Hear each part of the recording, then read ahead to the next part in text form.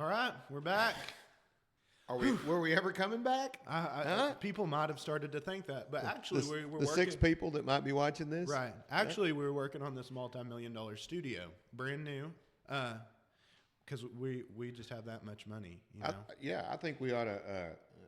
We've recorded one whole show that was an hour long. We interviewed a guy that I hope to encourage to come back. I don't know if we can beg him to come out. Beg after him what to we come did. back after what we did, but we're changing some things up. We got some new equipment. We're trying to get that learned and haven't done it yet. We're in the process of that, so bear with us. Yes. We hope to have that up and going soon. So today we're going to talk about something has impacted us, our culture, for a long time. And did you know that the poorest people have the biggest houses and the nicest cars? Did anybody On know average? That's just my shocking statement for clickbait. Shocking statement. Yeah. Okay. But no, we're talking about living within your means. Yeah. That's what we're going to be discussing. Is that a biblical thing? It's an everything thing, but yeah, mainly. Yeah. Living within your means is something encouraged in the Bible. Means. What's the definition of means, would you say? Living within what you can afford by what you own. So if you own currency, money, and you can pay for it with what you have, then that's within your means. If you can take care of everything you need to take care of and purchase this thing, then that's a purchase made within your means. Now, if you're going to make a purchase that you have to rob Peter to pay Paul, then in order to make this purchase, that'd be a purchase outside of your means.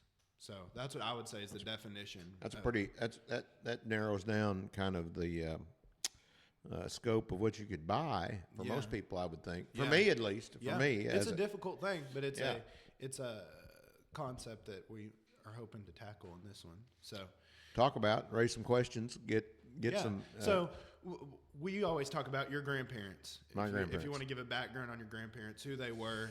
My mother's parents? Your mother's parents. My mother's parents. My mother's parents were what I considered a family, a couple of moderate means, above moderate means. My family on my mother's side were in the newspaper industry. My grandfather family owned. He was the last one to be the owner of a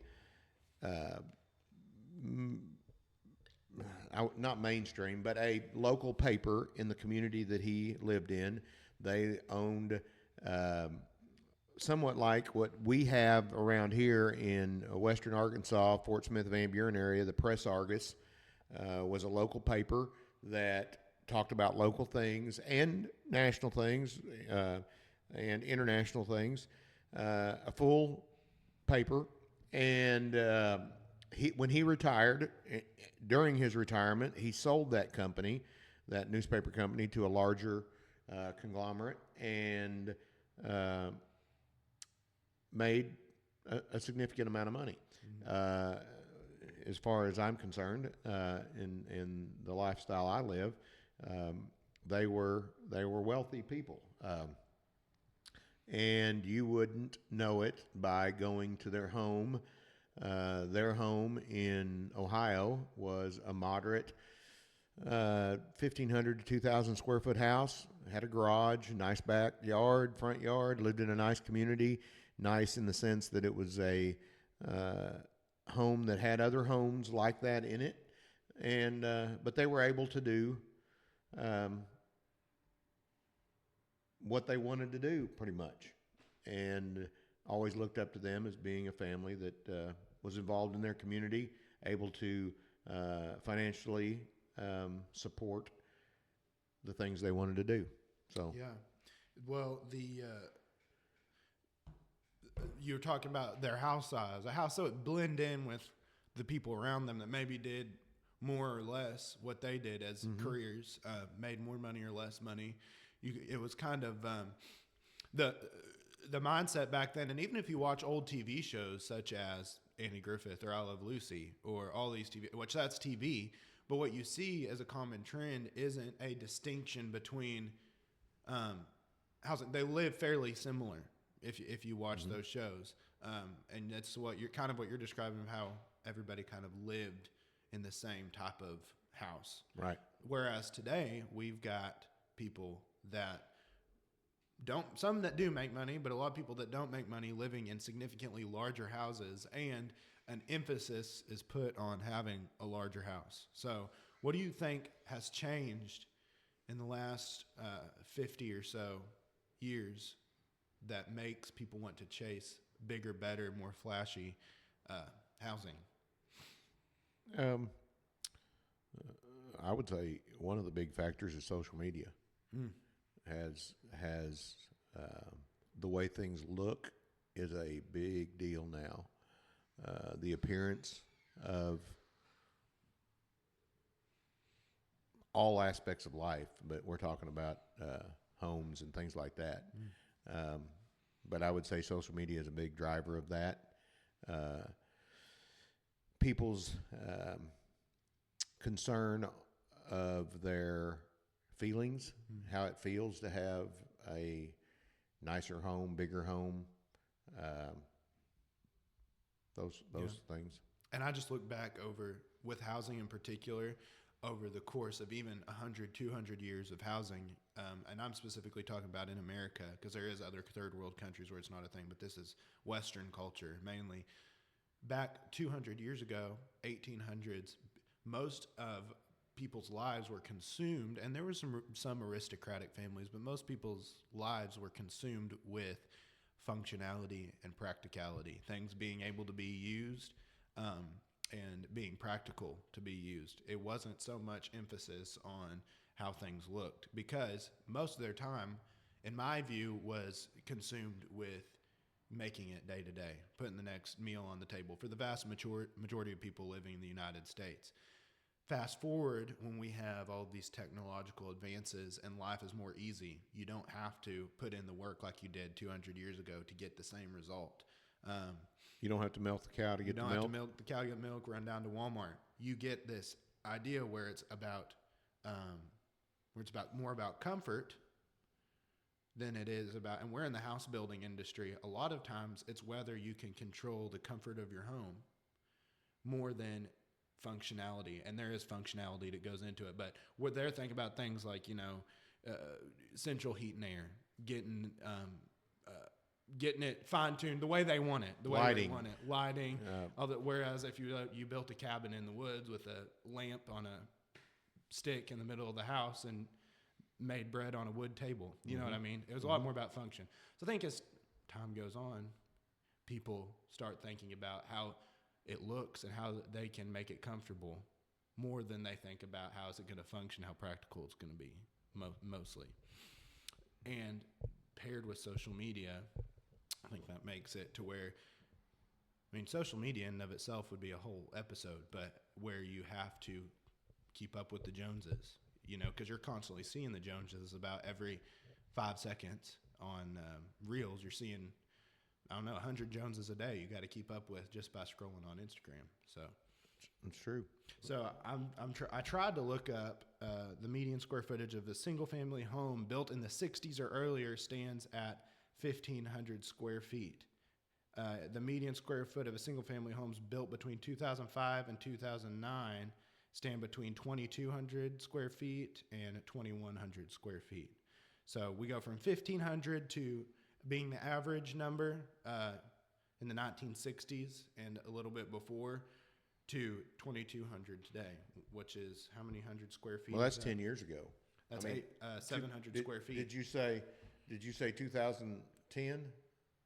Yeah, 2009. 2009. Yeah. 2010 is 13 years ago, 14 years ago. Yeah. 15 years ago. This is 2025. Yeah. That's 15 years ago. So in 15 years, I bet that's increased exponentially. Significantly. Yeah. And I think, here's a question. Do you think that most people who have big houses, big newest cars, go out and buy the newest car all the time, what would you say, if you had to guess, the percentage of those people actually could pay for it? And when you say pay for it, could they afford to make the payment, or could they go out and buy a $60,000 vehicle? Well, the real question would be, can they afford to go out and buy it outright. No. They can't. Most people can't. And now say what I could or what you could afford is to go out and buy a used vehicle for like $5,500, or something that's not as flashy that does work. Right. But there's that drive for people. And that's the question. That's the question that I posed, and that's what I was getting at. Is what's the definition of your means? Is it what you can afford to pay for, make payments on, or is it what you can afford? What is the biblical? And because we talk about this being facing the fire, what is the biblical definition of within your means? I think you have to. It's nuanced. It's nuanced because our government, society, the way we run today is almost night and day compared to the Bible. Not that you can't apply the Bible to today and should, but that it's got to be applied in different ways because it isn't exactly the same. Our society doesn't function the same as it did back then. You can't go out and buy the cheapest house you can get on the market's at least $100,000, if not more, right now. You can find them for less than that. You can, but for the most part, if you're going to go on Zillow and find, it's going to be about $100,000 once everything's said and done, and that's not even for a nice house. And it's nobody can pay that right out of pocket. You're going to have to draw a mortgage out on that, which is debt. Which technically, if you look at it from the Bible's perspective of not being in debt, that's technically debt. So the question is, what does living within your means mean now? Not necessarily. How can what the Bible says about living within your means be applied to today? I think is the main question. And I'll say this, and I'll be totally candid. I have tried to keep my scope of debt to a minimum, but I've had debt over the years. I had a mortgage on my place. I've had loans and borrowed money to buy vehicles. And so I'm not a person that is going to sit here and say, I am without debt. The Bible says that it doesn't say that you cannot go into debt, and it does not say that you are, it says you will be a slave to the lender. A borrower is a slave to the lender. A borrower is a slave to the lender. And so it's a very good question to understand, and we are to be a slave to no man. Right. Proverbs 22:7, the borrower is a slave to the lender. This verse, this commentary says the Proverbs often used to caution people against taking on debt. And it also can be interpreted as a warning against lenders, especially Christian lenders who take advantage of borrowers. And it's funny that the little AI overview says that this verse is associated with Dave Ramsey, who promotes philosophy of building wealth by avoiding debt. And I think even Dave Ramsey is does not tell you not to borrow to buy a home. He says get a 15-year mortgage plan, and if Right. you can't afford a 15-year mortgage plan, then you can't afford the house, and you need to rent until you can afford the 15-year mortgage plan, which makes a lot of sense to me. I mean, I think because if you're renting, it's inconvenient. You're not building equity, but at least you're not in debt to anybody. Right. And I assume that keeps your net worth high, because isn't your debt subtracted from your whole total net worth? What Yes. you owe out. So I could be, and this is something interesting I was thinking about earlier, I could be what I am now, making the money I do now, drive a pickup truck I paid $2,000 for that barely runs, but runs, and be renting an apartment and not be in any debt.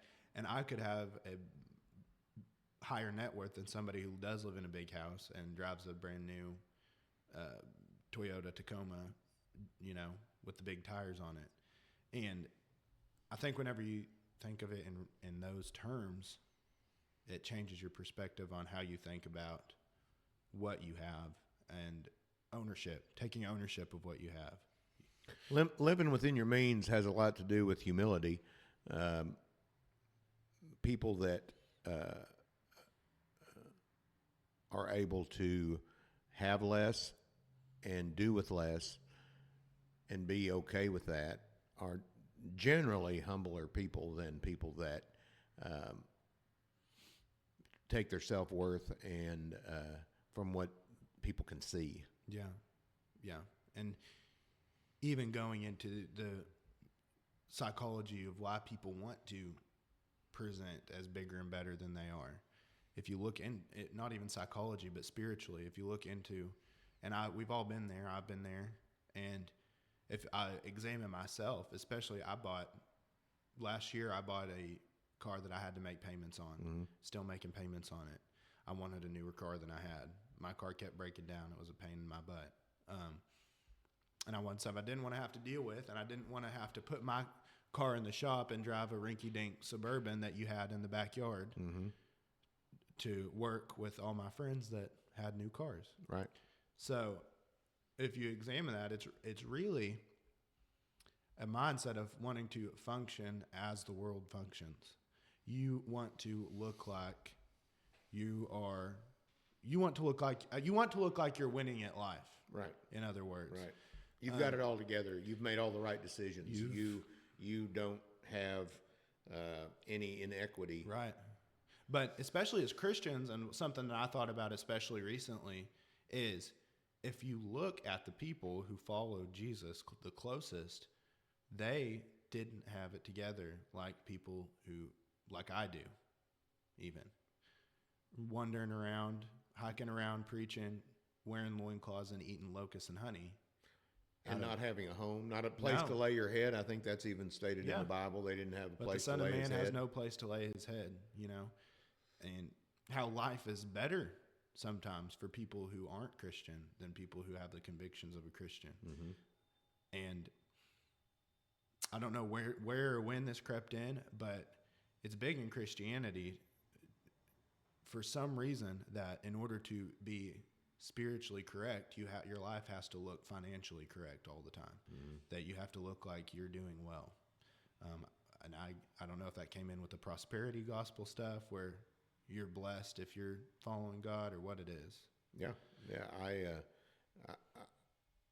It's been a battle for me my whole adult life in that the fine line between what should I do, what is biblically correct, and what I could do. Yeah. And I've made the choice to step out and make what some people might say as, you hear it a lot that I'm going to put you got to put your faith out there and take a loan or put money on a credit card because God's telling you to do that. And it's a step of faith. And I've resisted that most of the time, but that is a concept that's out there that you have this big program in your mind, and you're going to take out credit card debt, and you're going to take out maybe go get a loan, and God's going to provide somehow to allow that to be successful. And if it is successful, then that is because you took a step of faith.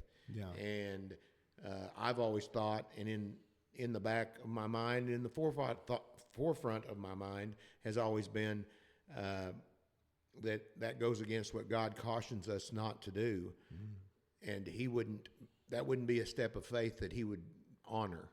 That wouldn't be a step of faith that He would be okay with, or that it would be His wish for us to do that. Put ourselves in that kind of a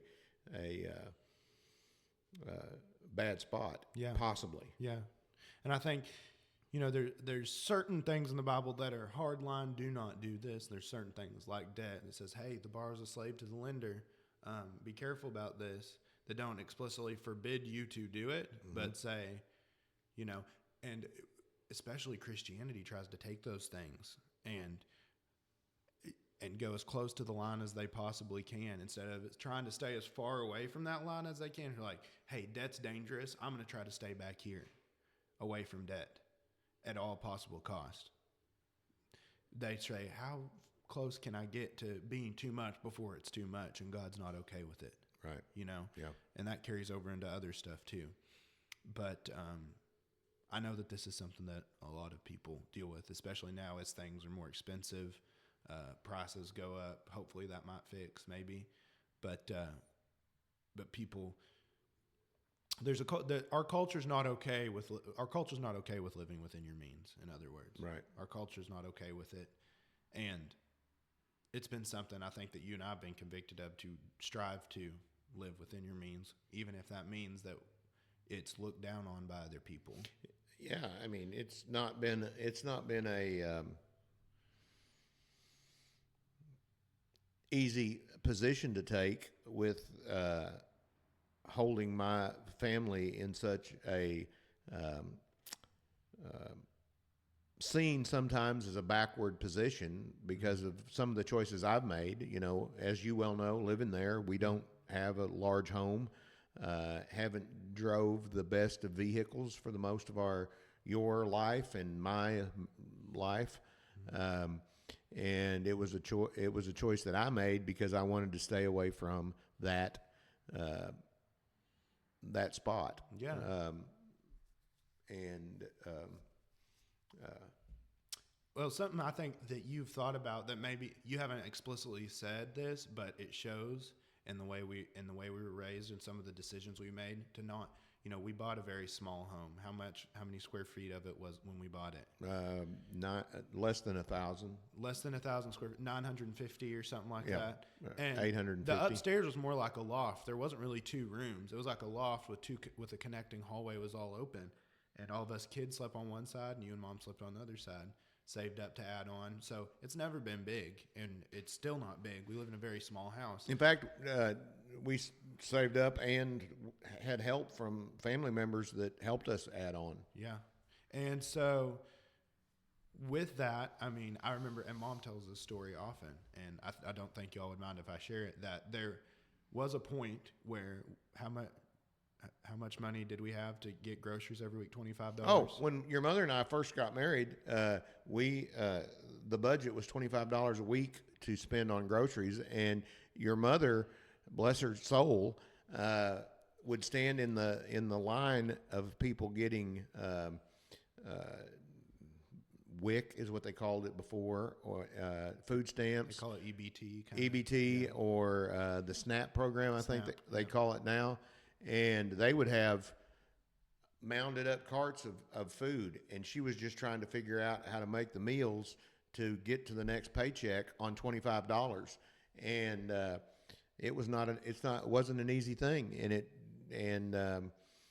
it would be unheard of now to be able to eat that way. We have not, and by the grace of God, I've been able to provide a little more. We have $50 a week now. No, I'm kidding. I'm kidding. We at least doubled it. Yeah, we at least doubled it over the last 30 years. And what I was saying was, behind that story, there's this idea of, and I kind of mentioned it earlier, being able to take ownership of what you have. Mm-hmm. Saying, no, we did this, and we did it solely by the grace of God and our own work, and we didn't take help from the government, and we didn't have to borrow from anybody. We did that. Mm-hmm. And not a lot of people can say that. And there's different situations for different people. Absolutely. I'm not being judgmental. Absolutely. And we did. But it's a blessing. It's a blessing. We might think, well, we don't have as much as everybody else has, but we can look back and say, well, we took ownership of what we did, and we have ownership of what we did. And you have to have, and in saying that, you have to have people around you that are willing to take the sacrifice, because it is a sacrifice. You're sacrificing, whether you're sacrificing your appearance to the world, or you're sacrificing your appearance toward God. You are sacrificing in some way. Yeah. And who are you willing to sacrifice to? Mm-hmm. And I want it not to go without saying that we had people in our community circles, the people that we interacted with, that were helpful in that, in being able to sacrifice. Yeah. Yeah. With this episode, I was just wanting to get it out there, kind of, because we don't live in a culture that's accepting of living within your means. So any platform we ever have, I want it to be a area of being able to say that everybody's in a different spot in life and encourage people to live with what they got and be proud of working hard for what they have. Right. Instead of feeling like they have to live up to some expectation of what you need to have. And wherever this goes, however far our show goes, I just want to be an encourager of that to people. Hopefully create a culture of people that accept that and encourage people to live within their means and aren't looking down on people who may have a smaller house. Yeah. You know, and that's a problem in our culture. Or a less of a car. Less of a car. Any of that. Yeah. Not name brand clothes. That's a big thing for high school people, especially. Well, what do you, I mean, you brand. spend your time, some of your spare time and your fun time, thrift store shopping. Yeah. Hashtag this thrift is funny. store shopping. Whenever I was playing basketball, I wanted to wear sports brand everything. I needed the Nike and the Under Armour and the this and the that. And then you get older and you realize, man, why did I want to just look like everybody else I was hanging out with? Because I was playing basketball at that point with the team, and that was a big thing. Why did I want to do that? And so now everything I wear, I go to Goodwill and get it. Actually, what I'm wearing right now is not, so I'm being a hypocrite. But you can get North Face, which is a name brand. I've gotten Patagonia. I've gotten all kinds of stuff at the thrift store. Yeah. Big fan. I'm a big encourager of thrifting. Goodwill's my store. They see me. Hashtag Goodwill. Hashtag Goodwill. So, anyway, that I just wanted to put this out there for people. It's a good thought. It was on your heart. So, yeah, that's all I had for this. Yeah, good. Enough said. Enough said. See y'all next week.